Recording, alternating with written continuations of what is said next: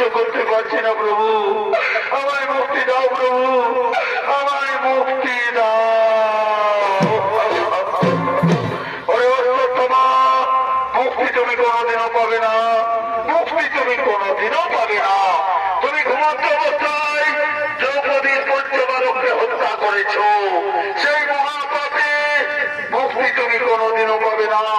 তবে মনে রাখো, স্নানের সময় যদি নরগণ 3 ফোঁটা তৈল মাটিতে করে স্থাপন, তাহলে তবে তা কিছু হবে উপশম।